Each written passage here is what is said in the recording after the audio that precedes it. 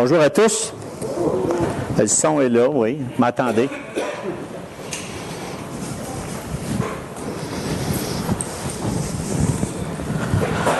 Bon, voilà. Comme Tony a dit, on va parler le courage. Vous savez, depuis quelques semaines, on est toujours dans le livre d'1 Pierre, chapitre 5. On est parti du verset 1, là on est rendu au verset 9. Je vous avoue ce matin que je suis un peu troublé. Troublé par le passage qu'on va regarder ce matin. On l'a vu la semaine passée, le verset 8. Soyez sobres. Veillez.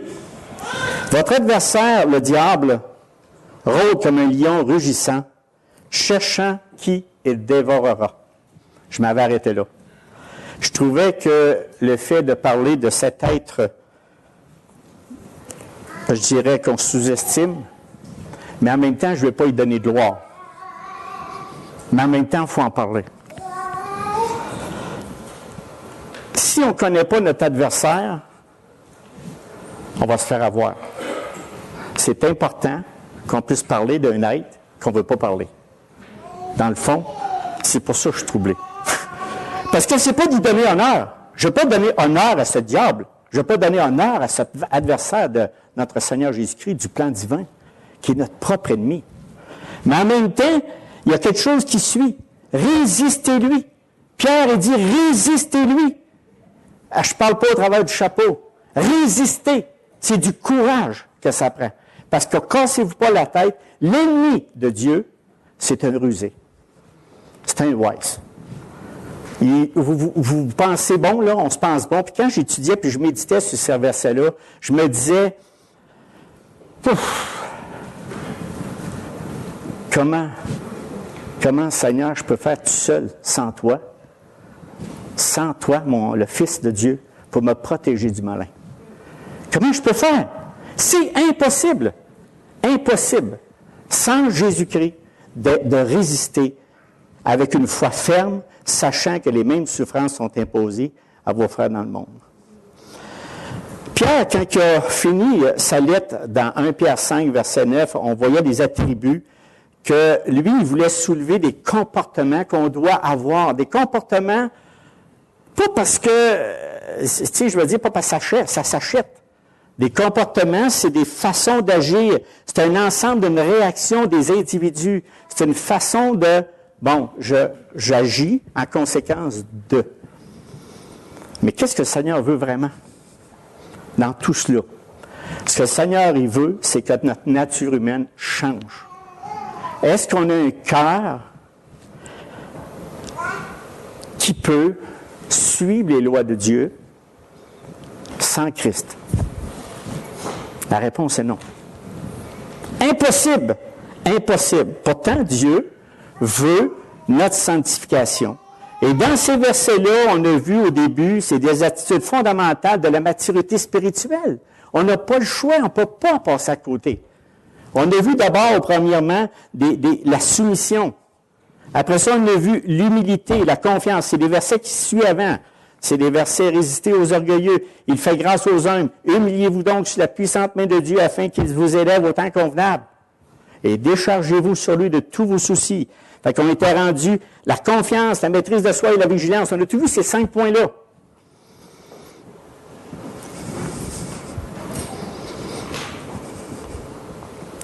Et comme on a vu il y a 2 semaines, c'était la vigilance. On avait besoin d'être sur nos gardes. Parce qu'il disait, soyez sobres. On a appris comment est-ce que c'était d'être sobre, comment est-ce qu'on devait veiller sur notre adversaire, le diable, qui rôde comme un lion rugissant. Est-ce que vous avez oublié mon lion qui était sur mon PDF? Avez-vous encore l'image? OK. Bien, on peut faire la suite maintenant. Parce qu'il cherche toujours quelqu'un à qui dévorer. On a vu comment est-ce qu'il fallait être équilibré en toutes choses, avec le travail, la famille, et surtout avec les vérités divines.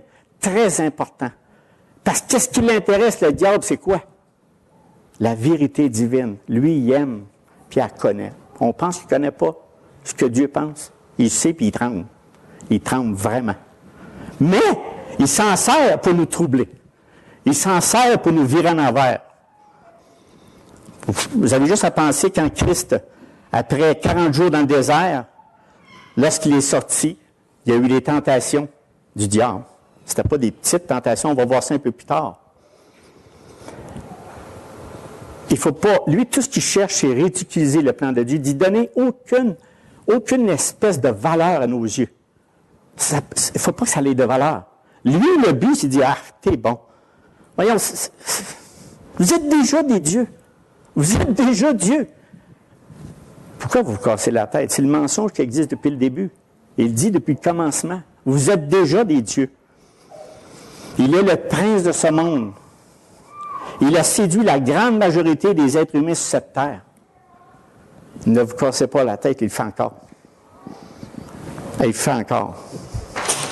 Sauf pour ceux qui ont remis leur confiance en Jésus-Christ, son Fils. Ceux-là, il ne les a pas. Il ne les a pas, mais je te dis qu'il les regarde.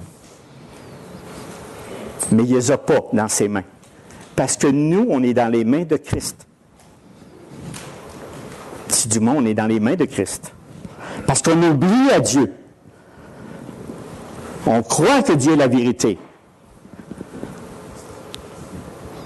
Mais, lui, au travers de ça, il dit, garde, parce que tu crois en Dieu, on va t'en faire voir toutes les couleurs. Et c'est ça qu'on va regarder de plus près ce matin.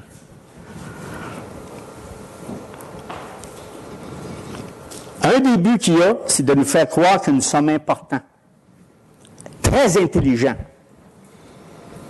Important et intelligent. Deux belles choses que l'humain aime. Important et intelligent, tu es capable. Puis en plus, si tu peux être assez intelligent, ben, tu peux te permettre même de détester tous les autres. Pas grave. Pas grave, tu es le meilleur. C'est ça le résultat du verset 8. Soyez sobres, veillez. Votre adversaire, le diable, rôde comme un lion rugissant, cherchant qui le dévorera. Et soyez pas inquiets, il réussit à en dévorer. Dans toutes ces années chrétiennes, j'ai vu des personnes tomber, croyant fermement de suivre encore Christ, mais il n'est plus avec Jésus-Christ. On ne parle pas de perte de salut. On ne touche pas là-dedans. C'est pas ça que je veux dire. Ce que je veux expliquer, c'est que tu es ébranlé, tu es inactif, tu es mort spirituellement, tu es mort. Tu crois en Dieu, mais tu ne fais plus rien, puis tu dis que ça ne vaut pas la peine. Il m'a donné son Fils Jésus-Christ. Je suis sauvé, mais regarde, ça y est, des chrétiens, la question de l'air. Garde-la. Ils saillissent les uns les autres, ils ne s'aiment pas tout le temps. Ils ne sont toujours pas sur la même longueur d'onde. Des fois, ils n'ont pas tort quand ils regardent ça. Mais nous, ce matin, c'est de regarder justement ce verset-là qui résistait avec une foi ferme. Résistez. On va voir ça en détail. Sachez que les mêmes souffrances sont imposées à vos frères dans le monde. Ce matin, ça te prend du courage. Le mot courage, c'est de la résistance. Le mot courage, c'est de la persévérance. C'est de la persévérance. Ne sous-estimons jamais la puissance du diable. On peut croire, nous pouvons croire que nous sommes sous la puissance de Dieu, mais des fois, on est sous la puissance du diable. Puis, Christ attend juste que tu te retournes vers lui pour lui dire, « Viens à mon secours. Sors-moi de ces griffes, parce que je suis en train de périr. Je ne comprends plus rien. Je suis aveugle. Je ne saisis plus ta parole. Je ne comprends pas. »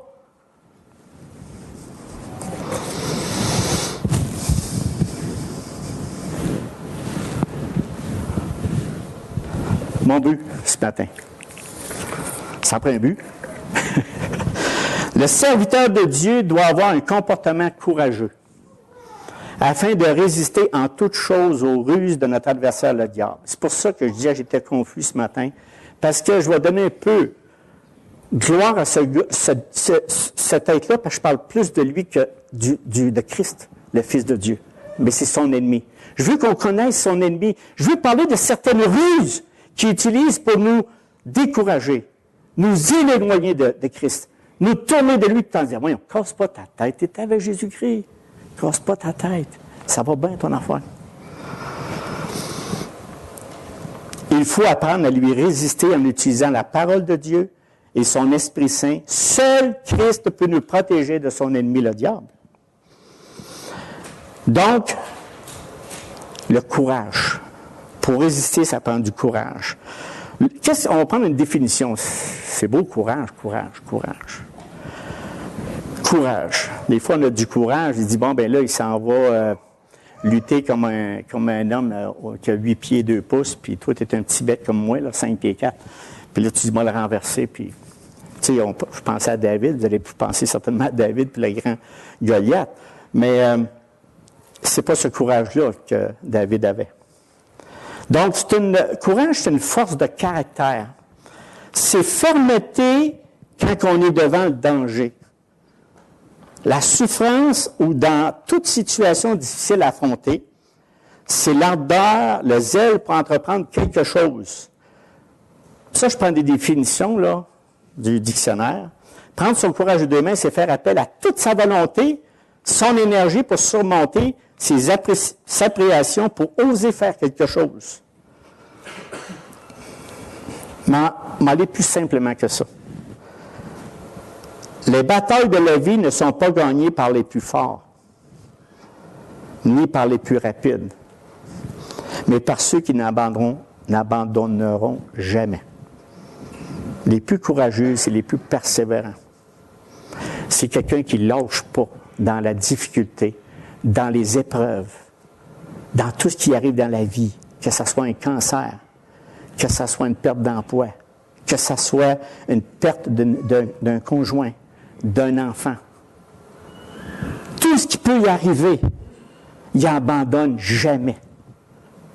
Il dit, Seigneur, tu m'as appelé, tu m'as sorti de ce monde des ténèbres, je suis dans la lumière, j'ai confiance en toi, j'ai confiance en ta parole, j'ai confiance en tes Écritures, puis je vais persévérer jusqu'à la fin. Moi, quand il me parlait de ces versets-là, il y a 30 ans, je disais, c'est quoi ça, persévérer? Il n'y a rien là, Seigneur, voyons, persévérer. Puis c'est vrai, je vous dis tel quel, même après 10 ans, quand on parlait de ça, c'était un mot qui ne disait rien. Vraiment. Mais là, je ne veux pas être arrogant, là, mais tu sais, ça ne disait pas comme ça me le dit aujourd'hui. Aujourd'hui, avec les années, j'ai dit, waouh, ça en prend de la persévérance. Ça en prend de la persévérance. Pas pour rien qu'il dans les Écritures, il parle de persévérance. Persévérez jusqu'à la fin. Ne lâchez pas. Prenez courage. Puis on finira avec ce message-là par justement ce que je viens de vous dire. Je termine mon message. Je ne le termine pas là. Il y a d'autres choses à vous dire. Mais on va terminer par ça. Prenez courage. J'ai appris que le courage n'est pas l'absence de peur, mais la capacité de vaincre. Avez-vous bien saisi ça? La capacité de vaincre. On va parler du mot résister, parce que résister, c'est ça, c'est se tenir faible, c'est supporter sans faiblir, c'est ne pas céder sous l'action d'un choc, d'une force. S'opposer à l'action violente, à la volonté de quelqu'un, d'un groupe. Ça veut dire aussi prendre position contre. C'est demeurer ferme dans ses convictions, ses assurances et fidélités et sa persévérance. Là, il dit, regarde, moi, j'ai pas de problème avec ça. Moi, je suis capable de résister et j'ai du courage. Mais en même temps, lui, le diable, il sait.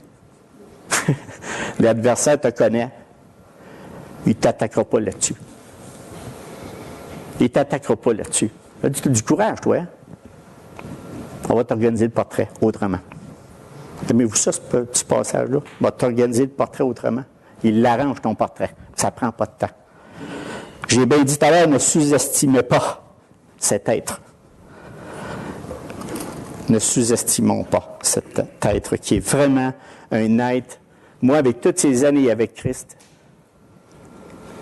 ce verset que je vous parle, c'est un verset qui me dit quelque chose. Vraiment. Plus vous allez faire d'années avec Christ, plus vous allez jusqu'à votre mort, ce verset va prendre plus de sens encore à votre esprit tout le temps. Puis quand vous aurez une bonne attaque, là,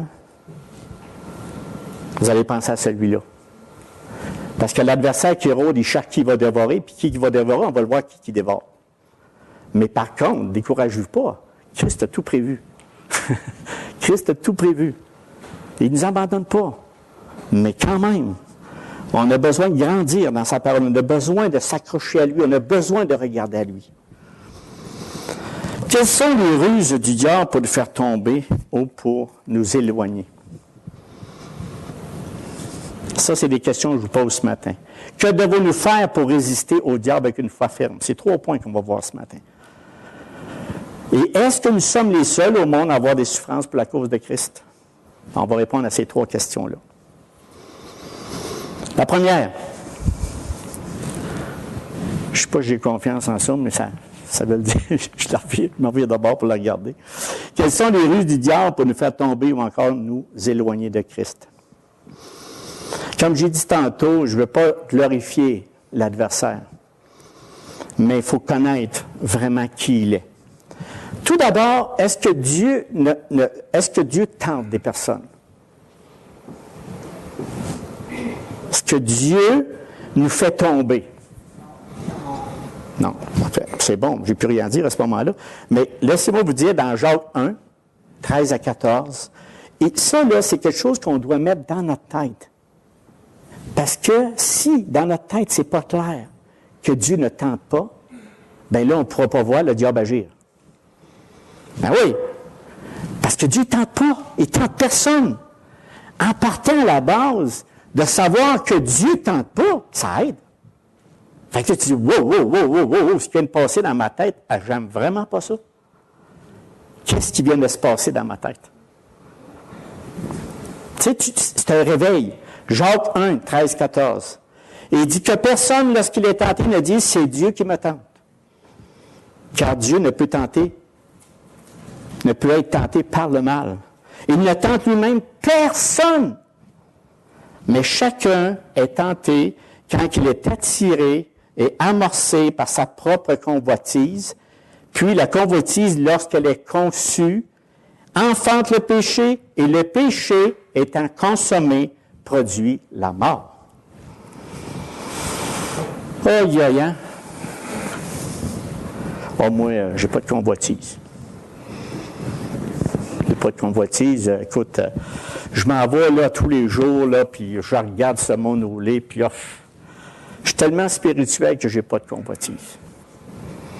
On connaît tous David, un homme selon le cœur de Dieu. Un homme qui faisait exactement ce que Dieu... Écoute, il n'y avait rien pour y enlever le Dieu Tout-Puissant dans sa vie. Hein? Puis un beau soir, dans 2 Samuel 11, 2, puis un soir, David se leva de sa couche. Et comme il se promenait sur le toit de la maison royale, il aperçut de là une femme qui se baignait et qui était très belle de figure. Qu'est-ce qui est arrivé? Il s'est mis à la regarder plus longtemps. Il ne dormait plus là. Il était vraiment réveillé. Puis là, il a commencé à la convoiter. Il a commencé à dire, c'est la chair qui l'a amené, il la convoitait. Il ne s'est pas arrêté là. Si vous connaissez l'histoire, si vous ne la connaissez pas, allez voir dans 2 Samuel 11, lisez l'histoire. Et à partir de là, il l'a fait venir dans son palais. Et il coucha avec elle. Il devient enceinte. Il était rendu aveugle. Là. Il tua son mari, parce qu'elle était mariée en plus. Tua son mari à la guerre. Il perdit l'enfant parce qu'il l'avait mis enceinte en plus. Ça allait bien son affaire, hein? Toute une convoitise, là. Ça va pas bien. Puis c'est un homme selon le cœur de Dieu. Donc, on ne peut pas arriver et dire, nous autres, on n'est pas tentés. Enlevez-moi ça, là. On est toujours tentés.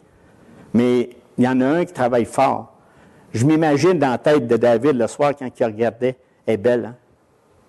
Petite voix qui doit dire, elle est belle, hein? Il me semble que ce serait bon que tu l'aies avec toi. C'est pas le même qui agit, tu penses? Hey, c'est incroyable. Il savait que ça n'a pas de Dieu. Il savait. Et cette convoitise lui a coûté extrêmement cher dans son royaume.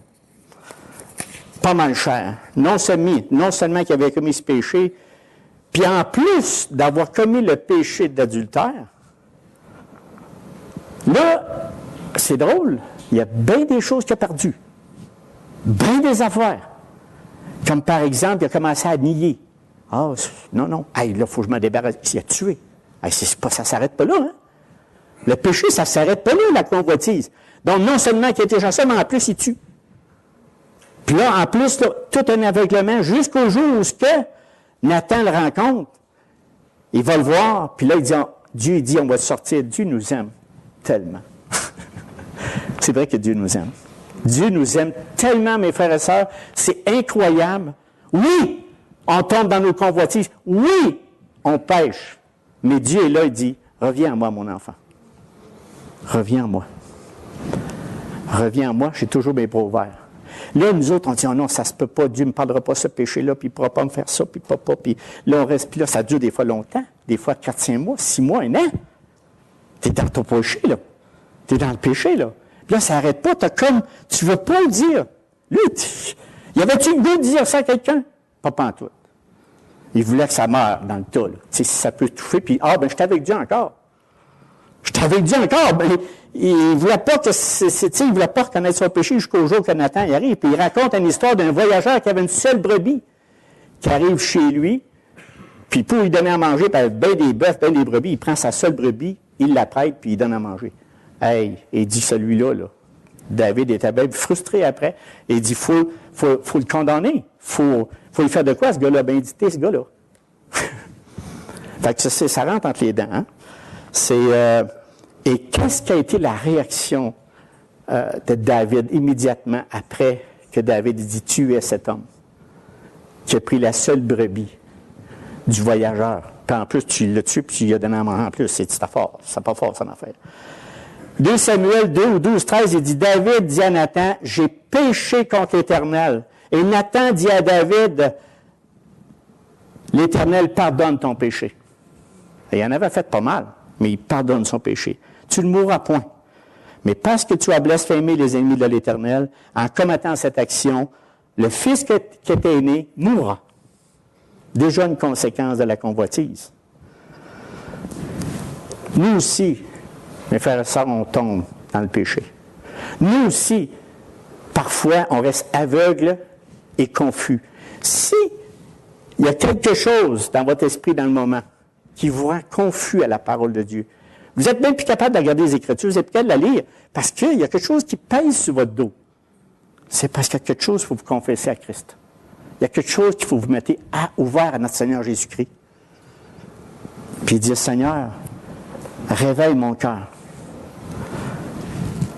Fais du ménage dans mon cœur.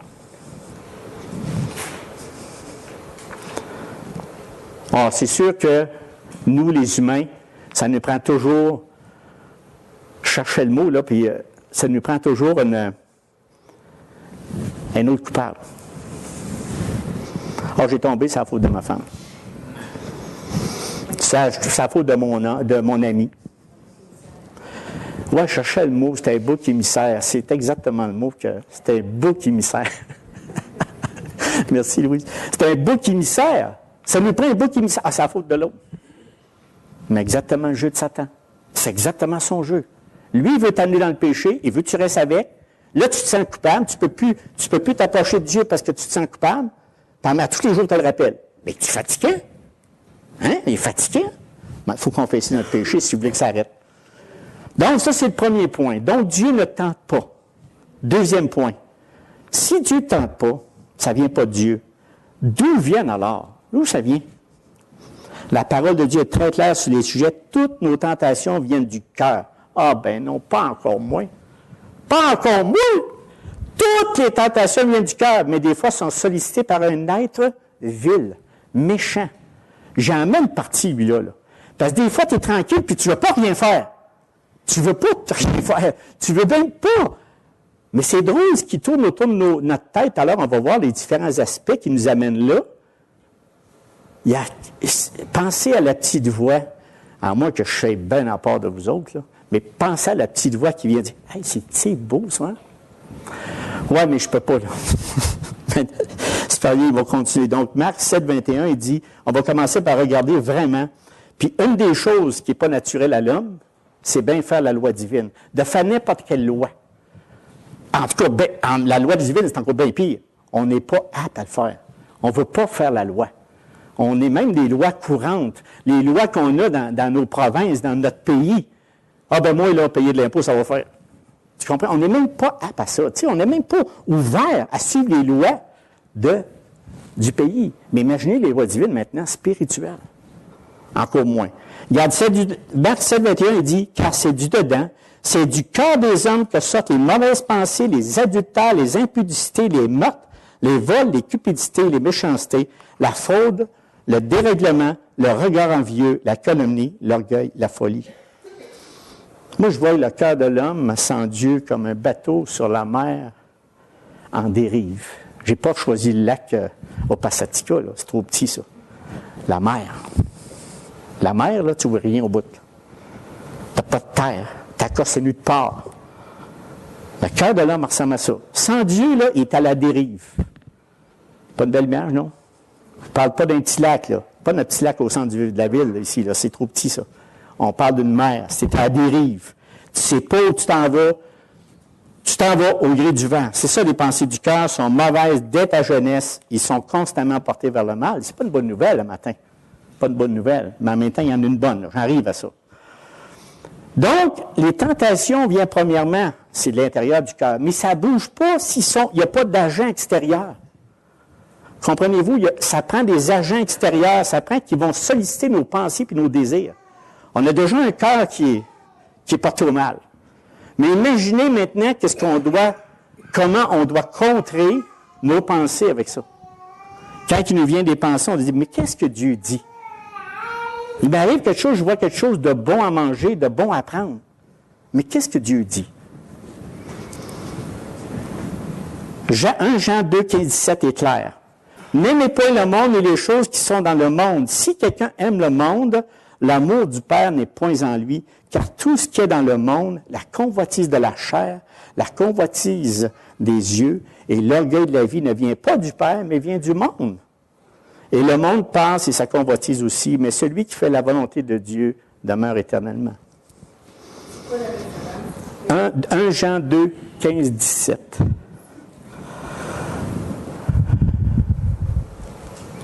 On fait face à tout cela, et Satan le sait aussi.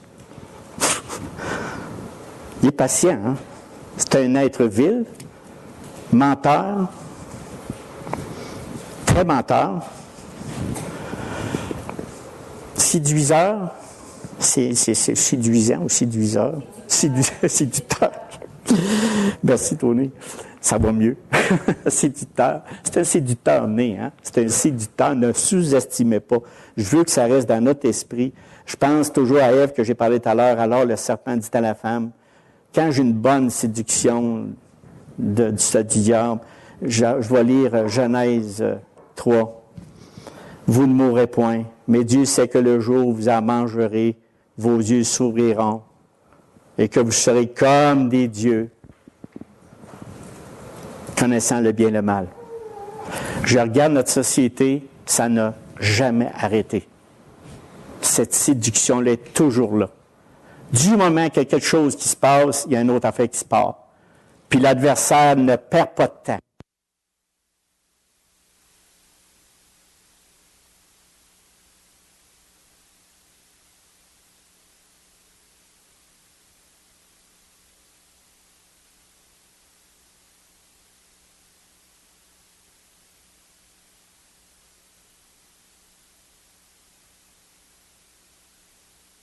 La batterie est out. Et Anthony règle tous les problèmes.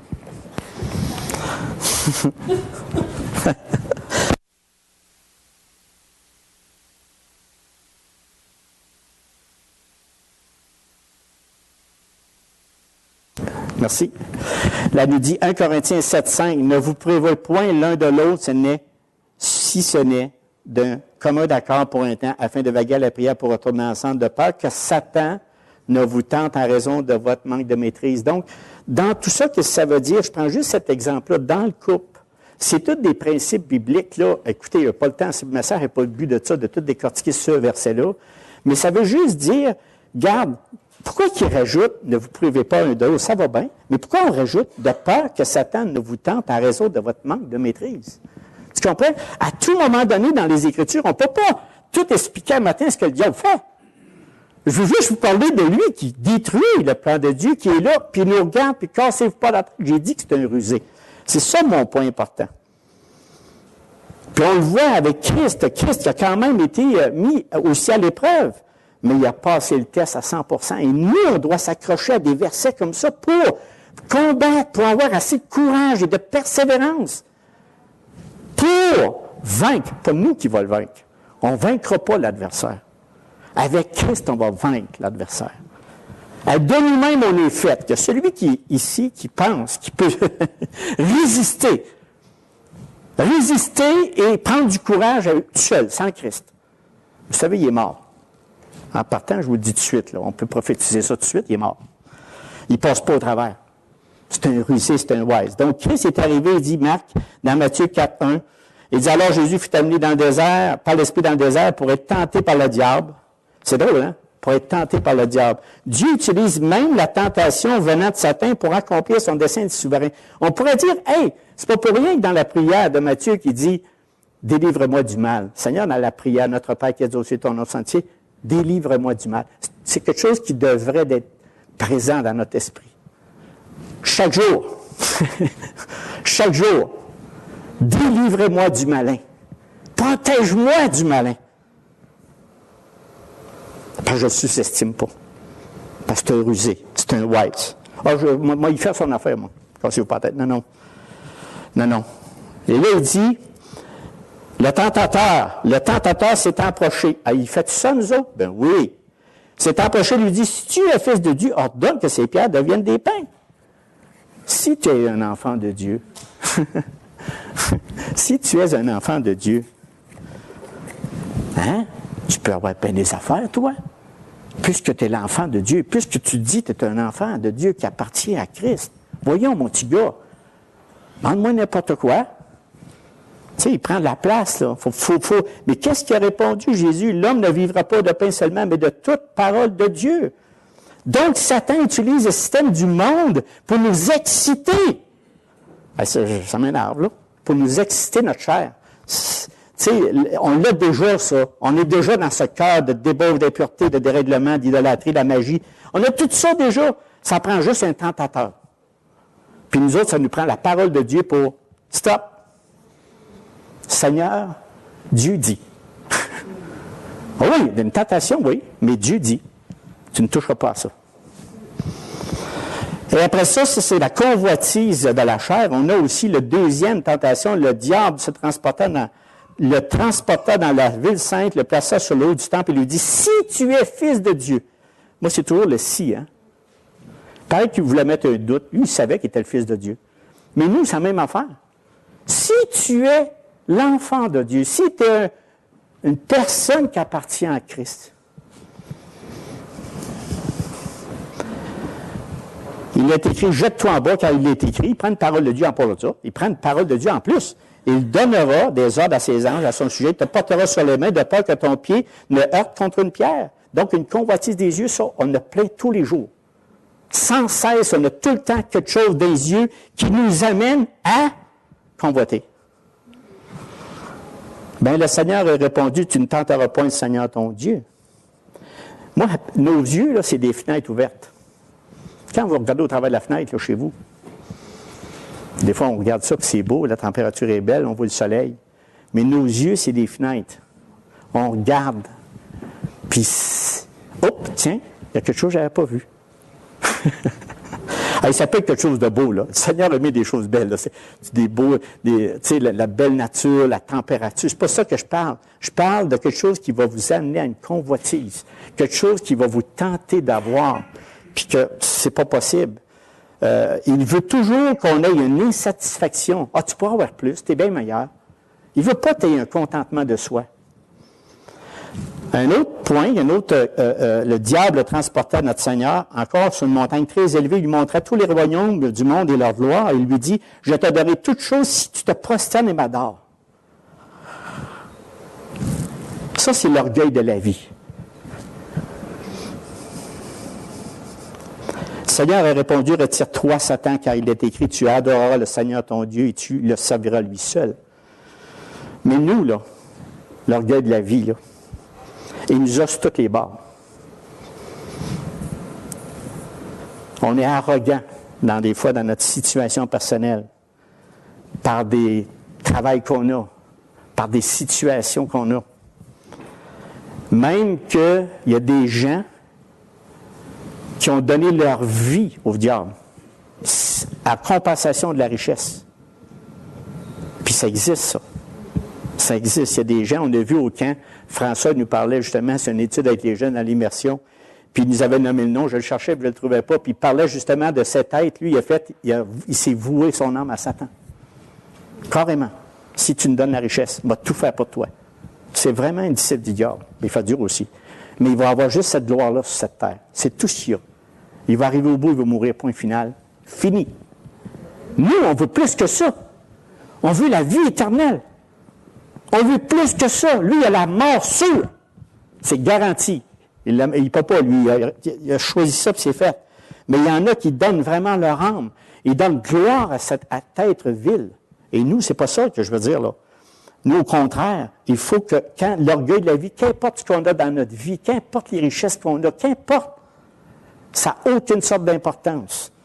Si on n'a pas Christ dans notre vie, mort, c'est fini. Le diable, il t'a eu. Satan t'a bien eu, parce que c'est ça qu'il veut. Il t'a chéri avec ça, puis il dit, garde, t'es bon. Garde la valeur que tu as aux yeux des autres. T'es bien plus important que les autres.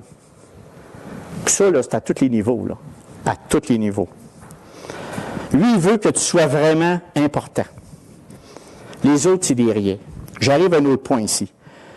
Un des éléments que Satan fait beaucoup, surtout avec les élus, les enfants de Dieu, c'est des querelles entre croyants et familles d'Église. C'est son sport favori. Là, on a parlé de ce monde. Ce monde, on est dans ce monde, tu te rentres dedans, des couteaux dans le dos, tu sais, vous connaissez l'esprit de ce monde. L'esprit qui appartient, c'est-à-dire le prince de ce monde qui est Satan, cet être vil, lui, là, ça ne dérange pas qu'il s'entretue tout, il les a toutes. Il les a toutes. Il y a pas bon... Mais l'autre partie, que je vous ai dit tantôt, lui, il regarde l'enfant de Dieu et il dit, ouais, lui, il y a quelque chose de spécial. C'est quelqu'un qui croit en Jésus-Christ, le Fils de Dieu. C'est quelqu'un que Dieu a mis à part. Lui, là, comment on va le prendre? Comment on va le prendre?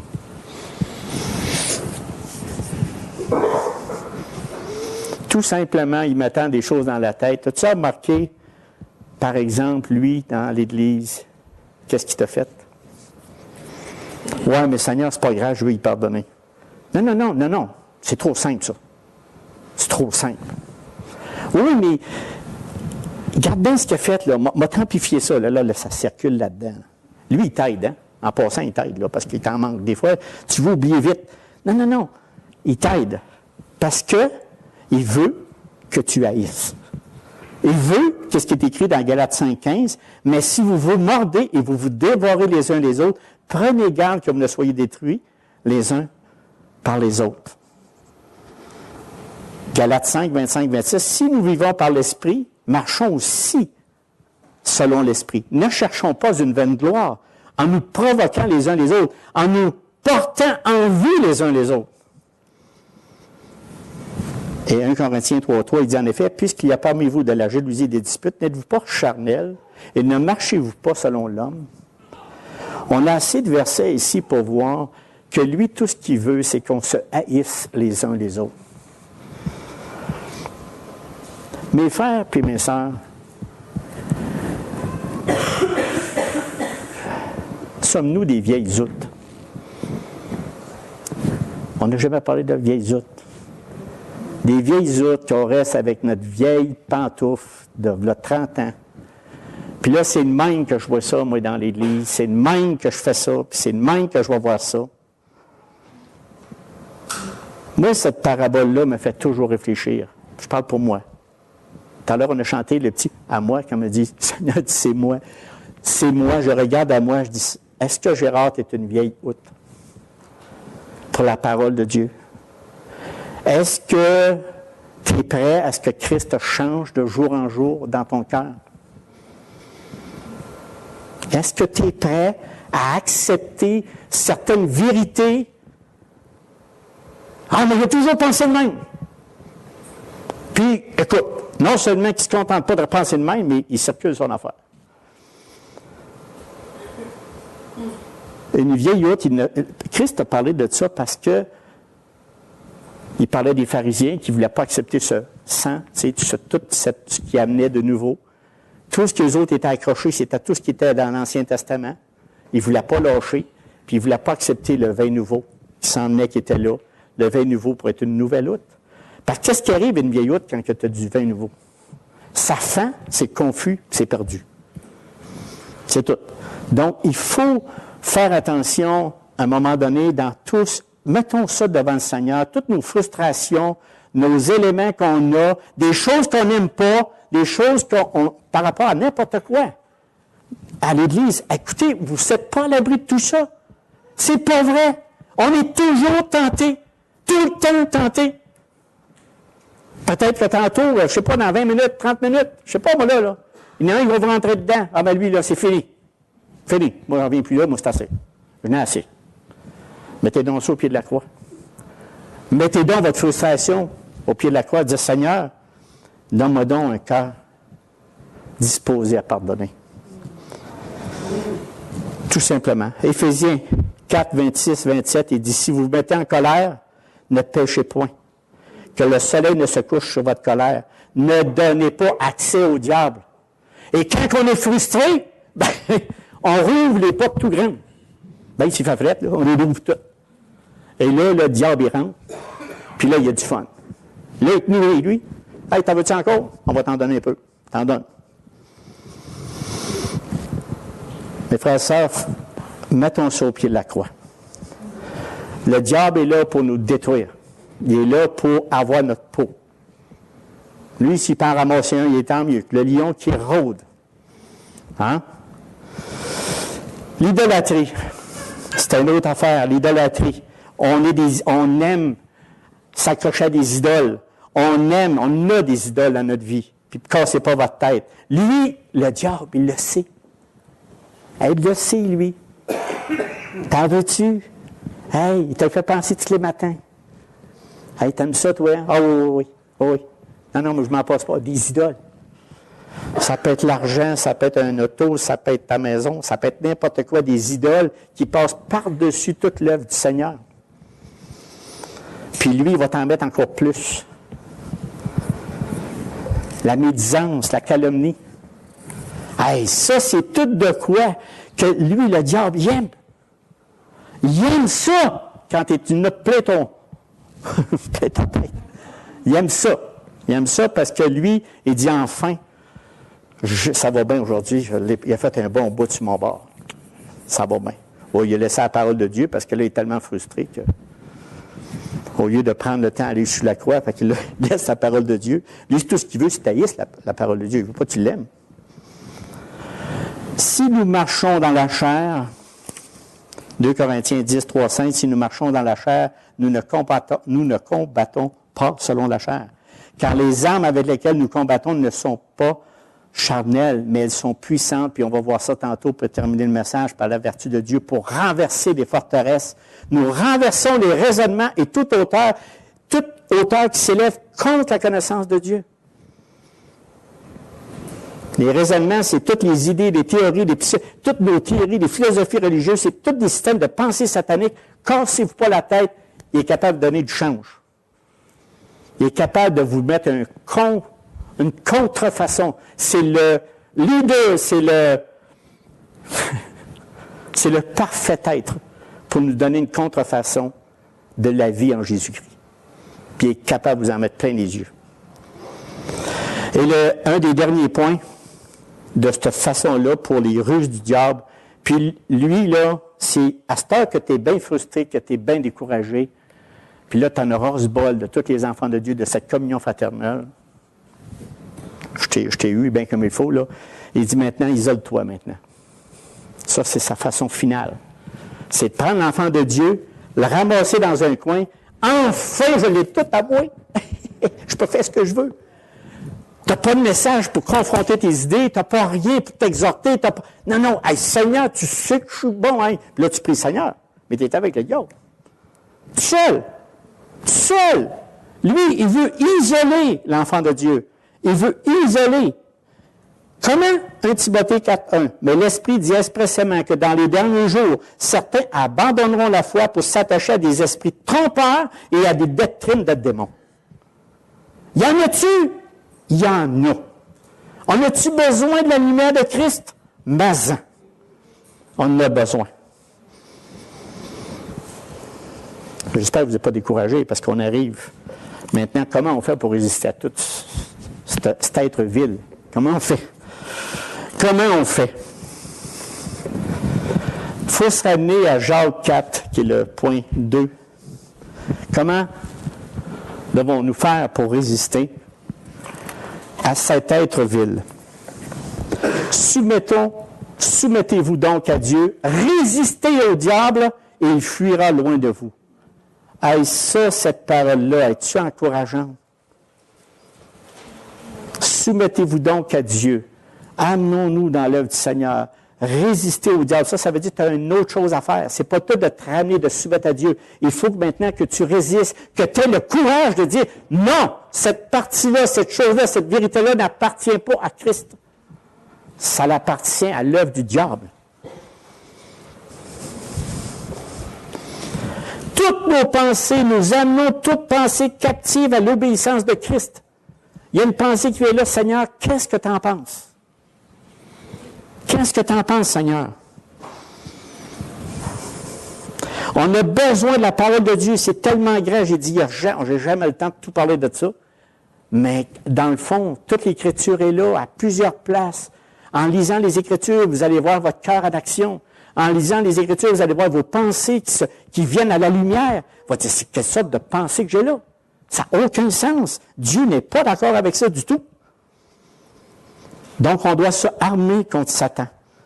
On doit savoir une chose ici, dans 1 Jean 5, 18, nous savons que quiconque est né de Dieu ne pratique pas le péché. Fait que si on pratique le péché, on a un problème. Mais celui qui est né de Dieu se garde lui-même. Et le malin ne le touche pas. Hein? Celui qui est né de Dieu se garde lui-même. Par quoi? Par la parole de Dieu. Et le malin, il peut-il avoir une action sur vous autres? Non! Parce que vous avez l'épée tranchante dans les mains. Puis quand on pratique le péché, on ouvre une porte, mes frères et sœurs, c'est incroyable. Puis sachez que je ne suis pas à part de vous autres. À chaque fois que je tombe, à chaque fois que je me laisse séduire par un péché, j'en ai pour 2 semaines. Le mal de cœur. Un mal de cœur. Pas compliqué, là. Dis, Seigneur, peux-tu me l'enlever? Pas encore, tu n'as pas assez appris. Il faut que ça tourne dans ta tête. Puis là, il faut t'apprendre que vraiment, ça t'a amené dans le trouble. Mais le Seigneur est bon. Mes frères et sœurs, le Seigneur est bon. Il nous arrache, il nous pardonne à tous les jours si on le confesse. Là, tu veux le confesser, bien, c'est trop vite. Il y a des fois, j'ai dit, Seigneur, pour moi, je ne suis pas sérieux, hein? Non, tu n'es pas sérieux. Il m'a dit tout de suite. OK, on va apprendre un peu plus davantage, on va étudier davantage, on va s'approcher, tu sais, là, à un moment donné, il va dire, c'est correct, là, je te pardonne complètement. Parce que vraiment, ton cœur, il est en position avec Dieu, puis Dieu sait que tu l'as vraiment, t'es repentant. Il sait que t'es repentant. Souvenons-nous de notre premier amour, mes frères et sœurs, parce que des fois, après 10 ans, 15 ans, on devient des chrétiens. Y a-t-il vraiment un combat? Y a-t-il vraiment un combat? Écoute, je suis encore vivant. Puis là, j'ai essayé bien les affaires, puis finalement, ça ne marche pas vraiment. Relâchons pas. Ne nous relâchons pas. Parce que lui, l'adversaire, quand tu vas te relâcher, il va te prendre tes heures. Lui, il sait que, il dit enfin, j'avais hâte qu'il lâche. J'avais hâte qu'il arrête de persévérer. J'avais hâte qu'il bouge, là, tu sais. Puis là, il se laque un peu, là. Il ne persévère plus. Il ne persévère plus à lire la parole de Dieu, à s'entretenir à la parole de Dieu, à la lire et la méditer. Mais non! Non. Il dort sans switch. En tout cas, il dort complètement, puis il se laisse manipuler par le diable. Persévérance, j'avais ici un exemple que je ne veux pas trop m'attarder dessus, un exemple de persévérance qui m'a vraiment frappé, puis que certains vous connaissez, c'est la captivité de Marie Durand, qui était huguenote, qui était 38 ans dans une tour. 38 ans. Et elle va marquer une pancarte dans sa tour, imagine, 38 ans, parce qu'elle croyait en Christ. Résister. Le mot qui était là, c'était résister. Persévérer. Ils l'ont libérée après 38 ans. 38 ans! Puis elle aimait pareil. Puis elle aimait son Seigneur pareil. Puis à tous les jours, les gens lui disaient, « Puis, tu vas-tu renoncer à ta foi? Puis on va te délivrer. » Non. Non, mais à tous les jours, elle pouvait être libre. Elle pouvait être libre là. Puis, vas-tu lâcher ton Seigneur? Non. Jusqu'au jour qu'il y en a un qu'à un moment donné, ils l'ont sorti, a été gracié de Dieu. Puis, 38 ans, il faut être patient, là. Il faut vraiment persévérer, là. Dans une tour. En tout cas, je voulais juste vous toucher là-dessus. Vraiment. Pardon? Elle venait juste de se marier, ça fait 2 semaines. 2 semaines qu'elle venait de se marier, puis même qu'ils ont tué son frère. Hein? Son frère est envoyé au galère. Aux galères, puis en tout cas, c'est vraiment là, de quoi haïr le plan de Dieu, de quoi haïr le Seigneur. Puis elle n'a jamais lâché. Elle a toujours persévéré pendant 38 ans. À un moment donné, ils l'ont libérée, morte quelques années après, 8 ans. 7-8 ans après ça. Ça, je finis avec ça, les armes de Dieu. Écoutez, je voulais vous choisir mon soldat romain.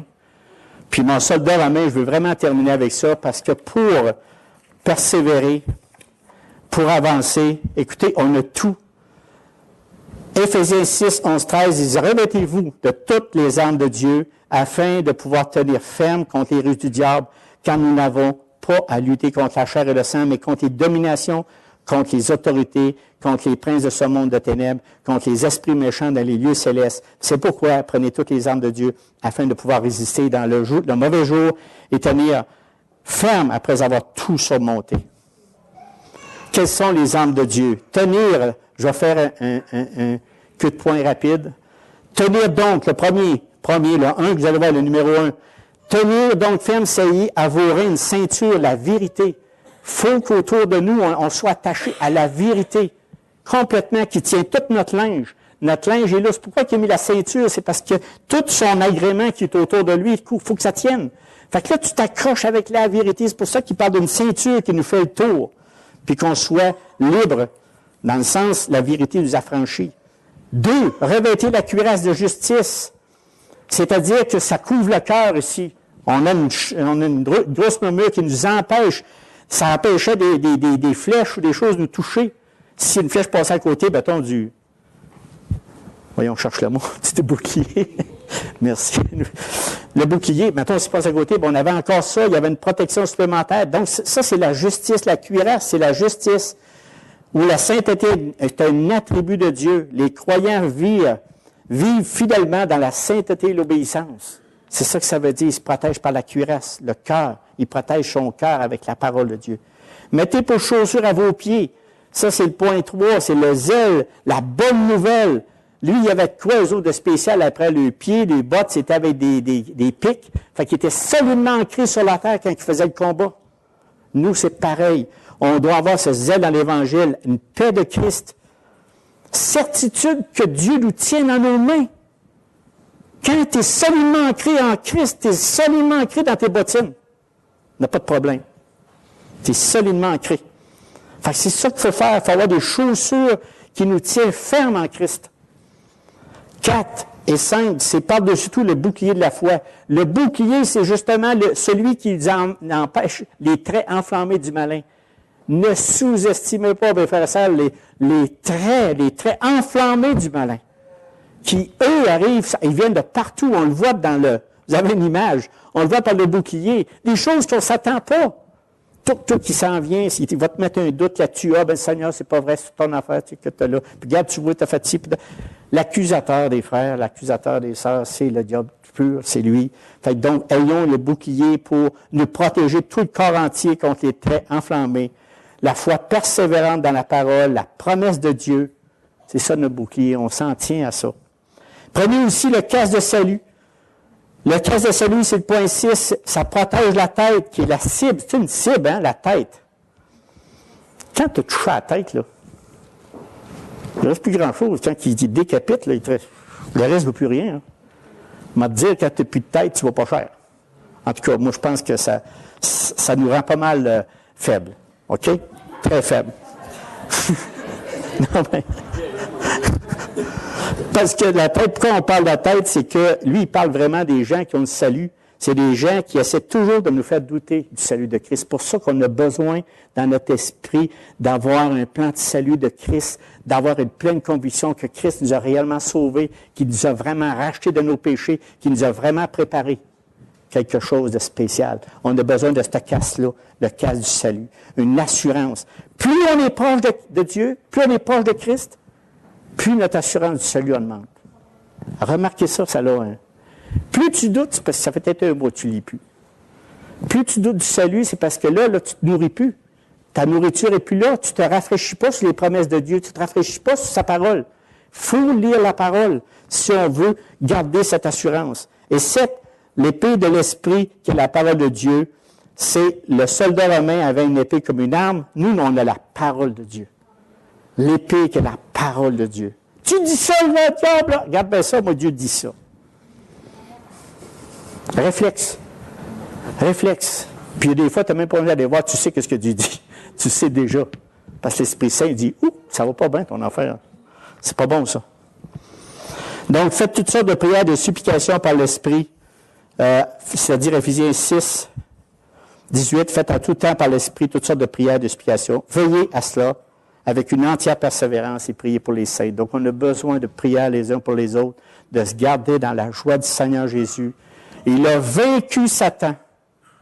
Il l'a vaincu. La victoire de Jésus est complète par sa mort sur la croix, par sa résurrection, par sa présence auprès du Père. Il l'a vaincu, Satan. Nous, on a seulement à lui rester à lui, se remettre complètement dans ses mains pour on a la victoire. Réjouissons-nous de sa protection, d'être sous sa protection, puis qu'il nous protège du malin. 1 Jean 3,8, il dit « Celui qui pratique le péché est du diable, car le diable pêche dès le commencement. Le Fils de Dieu est apparu afin de détruire les œuvres du diable. » Moi, je suis bien content, là. Et troisièmement, écoute, c'est la fin. Est-ce qu'on doute maintenant qu'il y a d'autres frères et sœurs qui souffrent pour la cause de Christ? Écoute, je ne peux pas parler 20 minutes là-dessus, là. Tout le monde est convaincu. Si, dans votre esprit, vous dites, « Hey, c'est juste moi qui vis ça. »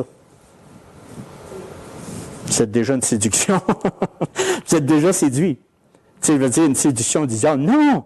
Non, non, il n'y a pas juste vous. Tous les frères et sœurs en Christ souffrent pour la cause de Christ. Et si on ne voulait pas de souffrance, bon, on s'est trompé. Non, non, on ne s'est pas trompé pendant tout. Si on ne voulait pas de souffrance, là, le diable, lui, il va te le dire, ça. Ben, viens avec moi, tu n'auras pas. Hey, c'est le pire. Hey, écoute, il n'y a pas de fiat. Quand tu lis toutes les Écritures, ce que le diable peut te faire, là, tu fais attention, tu ne veux pas le voir. Fait que, non, c'est que, rappelons-nous, dans ce passage-là ici, que résistez-lui avec une foi ferme, sachant que les mêmes souffrances sont imposées à vos frères dans le monde. C'est pour ça qu'il faut y résister. On dit, on est tous ensemble, on est tous une armée qui appartient à Christ, et nous, on a comme chef Christ, le vainqueur, celui qui a tout vaincu. Fait qu'on est à bonne place, mes frères et sœurs, sans problème. Et j'aimerais terminer avec un verset ici que je trouvais approprié pour le courage. Puis vous devez connaître tout ça. Vous savez lequel, non? Josué. Il me semble que Josué est applicable là-dessus. Josué venait de finir il avait vu bien des choses de Dieu avec Moïse. Il avait vu ils ont été 40 ans dans le désert parce qu'ils ont désobéi. À un moment donné, il en avait vu, hein? Fait que là, Moïse est mort, puis tu ne rentres pas dans le pays.